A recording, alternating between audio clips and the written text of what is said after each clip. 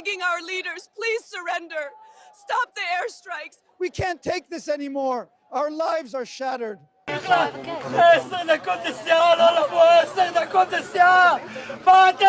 ملاحظه کردید صدایی که شنیدید فضای غبارآلود استادیوم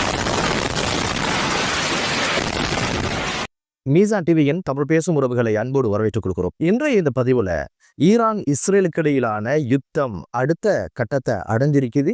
4வது தினத்துல நடந்த என்னென்ன விஷயங்கள், என்னென்ன இழப்புகள், எவ்வகையான தாக்குதல்கள் மேற்கொள்ளப்பட்டது என்ற பல்வேறு விஷயங்களை பேசுறதோட அமெரிக்காவுடைய நிலைப்பாடு என்ன வகையான எச்சரிக்கையும் மிரட்டலையும் அமெரிக்கா விட்டிருக்குது என்ற பல்வேறு விஷயங்களை தான் இன்றைய காணொளி தாங்கி வருது. வெள்ளிக்கிழமை திடீரென இஸ்ரேல் ஈரான் மீது தாக்குதல் நடத்தியதுல பதிலுக்கு இடைவிடாது ஈரான் தனது ஏவுகணை தாக்குதல்களை மேற்கொண்டு வந்தது. அந்த ஏவுகணை தாக்குதல் இப்போது அடுத்த கட்டத்திற்கு நகர்ந்திருப்பதாக தெரிய வருது. இந்த விஷயங்களை பார்க்கறதுக்கு முன்னால ஒரு ஆறுதலான, மனதுக்கு நிம்மதியான ஒரு செய்தியை உங்களோட நான் முதல்ல பகிர்ந்துக்க போறேன். அதுதான், மேற்கு கரையை முழுமையாக இஸ்ரேல் ஆக்கிரமித்திருந்தது மட்டுமல்ல, பாதுகாப்பு கெடுபிடி எல்லாம் ரொம்ப மோசமாக இருந்ததாக சொல்லப்படுது. இதுக்கிடையில இந்த யுத்தம் தொடங்கி சில நாட்கள்ல உடனடியாக மேற்கு கரையில இருக்கின்ற பாதுகாப்பு கெடுபிடிகள் எல்லாம் உடனடியாக இஸ்ரேல் ராணுவம் தளர்வு செய்ததாக சொல்லப்படுது. பாதுகாப்பு சாவடிகள், பல்வேறு பாதைகள் மூடப்பட்டு மிக பயங்கரமான ஊரடங்கு சட்டங்கள் எல்லாம் இறுக்கமாக இருந்த இந்த சூழல்ல இவை அனைத்தையும் ஓரளவு தற்காலிகமாகவோ அல்லது நிரந்தரமாகவோ இஸ்ரேல் குறைத்திருப்பது என்பது அந்த மக்களுக்கு மிகப்பெரிய ஒரு ஆறுதலை கொடுக்கிறதாக இருக்குது. அது மட்டுமல்ல, ஜோர்தானையும் மேற்கு கரையும் இணைக்கின்ற முக்கியமான அந்த பாதை மூடப்பட்டிருந்தது. இப்போது அது திறக்கப்பட்டிருக்குது. இப்போது மக்கள் ஓரளவு வாகனங்கள்ல பயணிக்கிற அளவுக்கும் கெடுபிடிகள் இல்லாமல் இருக்கின்ற ஒரு சூழல் உருவாகி இருப்பது என்பது இந்த யுத்தத்துல நடந்த ஒரு நலன் அப்படின்னு சொல்லி மீசான் டிவி பார்க்குது. அந்த ஒரு நிலை தொடரட்டும் என்ற ஒரு பிரார்த்தனையோட புதிய விஷயங்கள் என்னென்ன நடந்திருக்குது, ஈரான் தரப்புல என்ன நட்டம், இஸ்ரேல் தரப்புல என்ன கஷ்டம் அப்படின்ற பல்வேறு விஷயங்களை நாங்க இப்ப பார்க்கலாம். நேற்றைய தினம் ஈரான் ஏவிய ஏவுகணைகளினால அந்த தாக்குதல்ல கிட்டத்தட்ட 11 பேர் இறந்ததாகவும் 287 பேர் படுகாயமடைந்ததாகவும் கிட்டத்தட்ட 4 பேர் காணாமல் போகிற அளவுக்கு ஒரு தாக்குதலை நேற்றைய தினம் ஈரான் மேற்கொண்டதை இஸ்ரேல் ஒத்துக்கொண்டிருக்குது. இதுவரைக்கும் மொத்தமாக இஸ்ரேல் தரப்புல இறந்தவர்களுடைய எண்ணிக்கை 24ஆக அதிகரிச்சதோட 600க்கும் அதிகமானவங்க காயப்பட்டதாக சொல்லப்படுது. மொத்தம் 4 நாள் தாக்குதல்ல இந்த ஏவுகணை தாக்குதல்ல பிரதானமாக தலைநகரமாக சொல்லப்படுகின்ற தில் அபீப் மற்றும் ஹைஃபா என்ற பிரதேசங்கள் தான் மிக பயங்கரமாக தாக்குதலுக்கு இலக்கானதாக சொல்லப்படுது. இதுல குறிப்பாக அவர்களுடைய எண்ணெய் சுத்திகரிப்பு நிலையம், அதே மாதிரி மின் உற்பத்தி நிலையங்கள் இருக்கிற இடம் தான் இந்த ஹைஃபா என்று சொல்லப்படுகின்ற பிரதேசம். இந்த தாக்குதல்ல 3 பேர் இறந்திருப்பதாகவும் 3 பேர் காணாமல் போயிருப்பதாகவும், அதே போல ஹைஃபா என்று சொல்லப்படுகின்ற இந்த பிரதேசம் இப்போது முற்று முழுதுமாக பல்வேறு தாக்குதலுக்கு இலக்காக இருப்பதையும் பார்க்க முடியுது. இதே தாக்குதலை நேற்றைய தினம் தில் அபீபில் இருக்கின்ற அமெரிக்க தூதரகத்துக்கு பக்கத்துல ஒரு ஏவுகணை தாக்குதல் மேற்கொள்ளப்பட்டதுனால அமெரிக்க தூதரகம் திரு சேதங்களுக்கு ஆளாக்கப்பட்டதன் காரணமாக இப்போது அதை மூடுகின்ற ஒரு சூழ்நிலையும் உருவாகி இருப்பதை பார்க்க முடியுது. அங்கிருக்கின்ற ஊழியர்களுக்கு எந்த காயங்களும் ஏற்படல என்று சொல்லி அமெரிக்க தரப்புல சொல்லப்படுவதை பார்க்க முடியுது. தில் அபீபில இருந்து உங்களது மக்களை சேவான இடங்களுக்கு நகர்த்தி வைங்க, இனி இந்த யுத்தம் அடுத்த கட்டத்திற்கு நகரும், அதனால நீங்க வாழ ஆசைப்பட்டா அவங்கள உடனடியாக வீடுகளை விட்டும் ஒரு பாதுகாப்பான இடங்களுக்கு போக சொல்லுங்க அப்படின்னு ஒரு எச்சரிக்கையை ஈரான் விட்டது.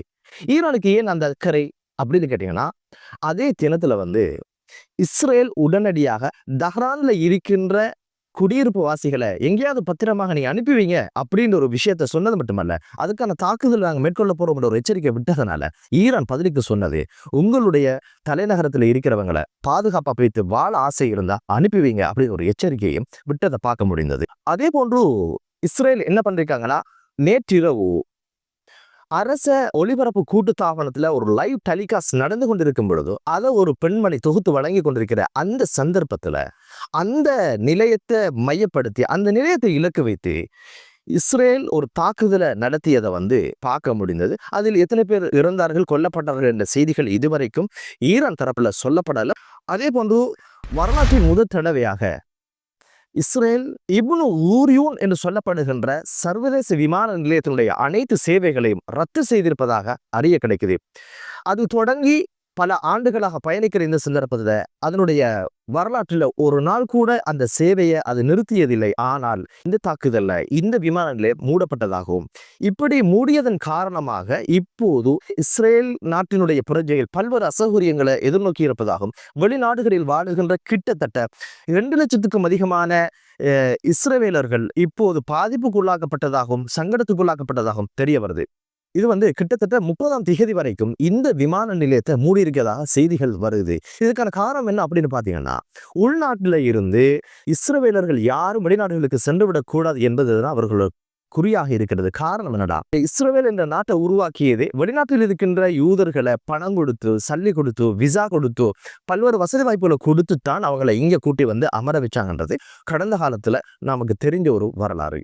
இப்போ இந்த இஸ்ரவேலர்கள் என்ன யோசிக்கிறாங்க அப்படின்னு கேட்டா, எதுக்கு அனாவசியமான ஒரு யுத்தத்துக்குள்ள நம்மளோட உயிரை போக்கணும், நம்ம எதுக்கு உயிரிழக்கணும், நம்ம சேவாங்க சொந்த நாட்டுக்கு ஓடிடலாமே என்ற ஒரு சிந்தனை வந்துடக்கூடாது. அப்படி யாரும் நாட்டை விட்டு போயிட்டா இங்க நாடும் கிடையாது, அரசும் கிடையாது, இராணுவம் கிடையாது, இத்தனை இழப்புகள் வெறும் வேஸ்டா போயிடும் என்பதனால கச்சிதமாக யோசிச்சு சியோனிச அரசு என்ன பண்ணிச்சு அப்படின்னு கேட்டீங்கன்னா, விமான நிலையங்களை முற்றாக மூடிட்டு, அதனால இந்த மக்கள் இப்ப வாழ்வா சாவாண்ட ஒரு இடத்துல இருக்கிறதுனால தங்குறதுக்கு இடம் கிடையாது, வீடுகளை விட்டு வெளியேற சொல்லி எச்சரிக்கையும் வந்தாச்சு. எங்க போவது என்ற திண்டாட்டத்துல இருக்கிறாங்க. ஈரான் சொல்லுகிற விஷயம் என்ன அப்படின்னு பாத்தீங்கன்னா, நீண்ட ஒரு யுத்தத்துக்கு நாங்க தயாராகிட்டோம், இன்னும் 2000 ஏவுகணைகளை ஏவுறதுதான் எமது திட்டத்தில் இருக்குது, பல்வேறு இடங்களை இலக்கு வச்சு நாங்க தாக்குதல் நடத்துவோம். இஸ்ரேல் இப்போது ஒத்துக்கொண்ட ஒரு விஷயம்தான், இராணுவ தளங்கள் மீதும் இப்போது தாக்குதல் மேற்கொள்ளப்படுது. இதுக்கு பின்னால் இது அடுத்த கட்டத்துக்கு போகும் என்பதனால ஒரு அச்ச சூழல் இஸ்ரேலுக்கு ஏற்பட்டிருக்கிறது என்பது யதார்த்தமான ஒரு விஷயம். அதுக்கான காரணம் என்ன அப்படின்னு பாத்தீங்கன்னா, நேற்றைய தினம் புதிதாக ஹைபர்சோனிக் என்ற ஏவுகணையை ஈரான் ஏவ ஆரம்பிச்சிருக்குது. இப்போதுதான் இவங்க விழிச்சு கொண்டாங்க. இந்த நவீனத்துவம் வாய்ந்த இந்த ஆயுதம், இந்த ஏவுகணை ஈரானுக்கு எப்படி கிடைச்ச? இந்த ஆயுதம் சமீப காலத்தில் தான் உற்பத்தி செய்யப்பட்டது. சீனா, ரஷ்யா, அமெரிக்கா, வடகொரியா போன்ற நாடுகள்ல மட்டும்தான் இந்த ஆயுதம் இருக்குது. இந்த ஆயுதத்தை எப்படி இவங்க பயன்படுத்தினாங்க அப்படின்னு ஒரு விஷயம் இப்ப இஸ்ரேலுக்கு தலை சுற்ற ஆரம்பிச்சிருக்குது. ஒளியின் வேகத்தை விட 5 மடங்கு வேகம் மிக்கதாக இது அமைய போகுது. அந்த வேகத்தை கொண்டதாகத்தான் இந்த ஏவுகணையுடைய வலிமை இருப்பதனால ஒளி வேகம் என்பது கிட்டத்தட்ட 760 மைல் தூரம் வேகம் மிக்கது. இதுல இன்னொரு விசேட அம்சம் என்ன அப்படின்னு பாத்தீங்கன்னா, இந்த ஒரு ஏவுகணையை தட்டி வீழ்த்துவதற்கான சாத்தியப்பாடுகள் இல்லை என்று சொல்லப்படுது.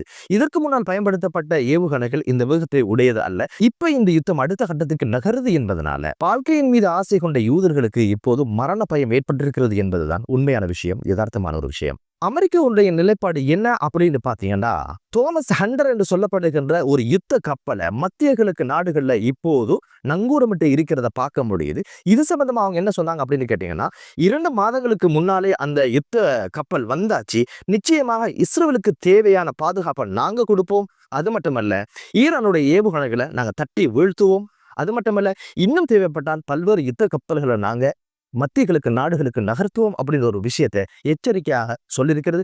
இருந்தாலும் டொனால்ட் ட்ரம்ப் என்ன சொல்லியிருக்கிறாண்டா, தனது நேச நாடுகளுக்கு இந்த யுத்தத்தில் நாங்க பங்கெடுக்கிறது இல்லை, எப்போது எங்களோட நலன்ல ஈரான் கை வைக்குமோ அப்போது நாங்க இதுல நுழைவோம் அப்படின்னு ஒரு விஷயத்தை எச்சரிக்கையாக சொன்னது மட்டுமல்ல, இப்போதும் அமெரிக்கா என்ன பண்ணுது அப்படின்னு கேட்டீங்கன்னா, எப்படியாவது அணு ஆயுத ஒரு ஒப்பந்தத்துக்கு வந்துட்டா இது சுமூகமா முடிக்கலாம் என்ற ஒரு விடாப்பிடியான ஒரு விஷயத்துல நிக்கிறத பார்க்க முடியுது.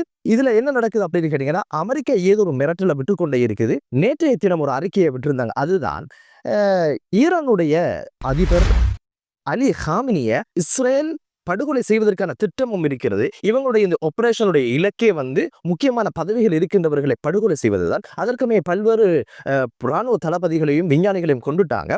இந்த லிஸ்ட்ல அலி ஹாமினியுடைய பேரும் இருக்குது. நாங்க தான் அதை அவர்களிடம் இந்த ஒரு காரியத்தை செஞ்சிட வேணாம் அப்படின்ற ஒரு தடையை போட்டதும் அதை தடுத்ததும் என்று சொல்லி அமெரிக்கா இந்த ஒரு விஷயத்தை ஊடகங்களுக்கு சொல்லி இருந்தது. இது பற்றி பெஞ்சமின் நெதன்யாகு என்ன சொன்னாருன்னா, அப்படியான திட்டங்கள் எங்கள்கிட்ட இருக்கல, அவரை நாங்கள் இலக்கு வச்சு இந்த தாக்குதல் செய்யலன்றத உடனடியாக மறுதளிச்சது.